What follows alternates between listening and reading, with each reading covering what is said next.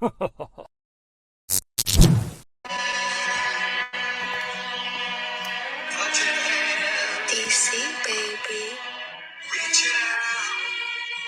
back, baby.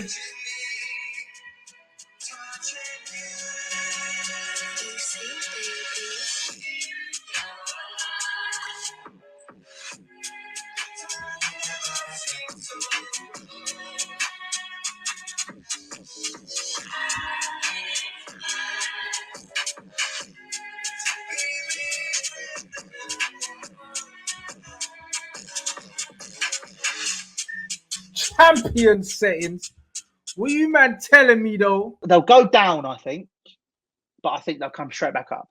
I think if out of the three sides which are going to maintain a position, I think Watford and Norwich are both going to stay up.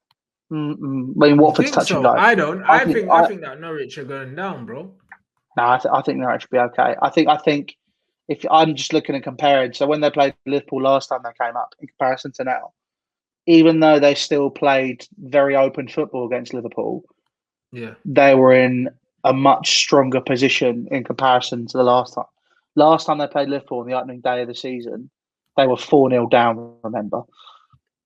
I look at how they're playing there, and you know they had a few scares, but they seemed relatively solid. Billy Gilmour was running the show for him. You know, when I say running the show, not in the same way I would turn Fabinho into fucking I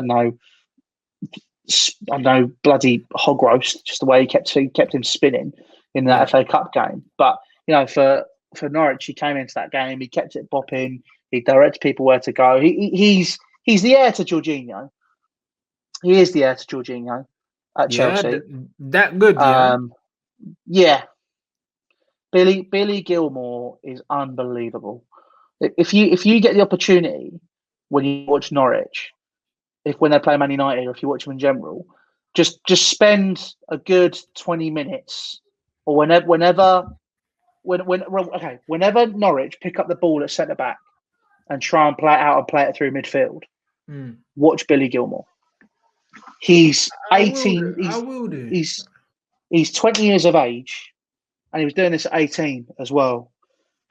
He's so open to the ball. He always wants the ball. Like, I think he's good. Like, bruv, I watched him against England as well, and I was like, "Yo, he's talented, isn't it? He's talented. He's going to be. He's already very, very good, and he's only going to get better. I think if he's going to get regular Premier League minutes this season, he'll prove his point. And I think if he'll walk into Chelsea's squad.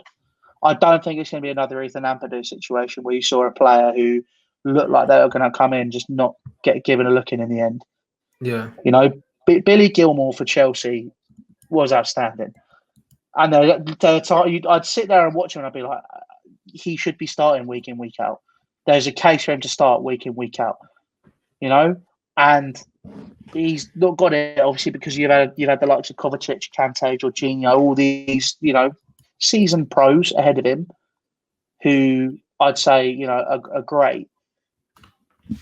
He's also great, and he's only going to get better.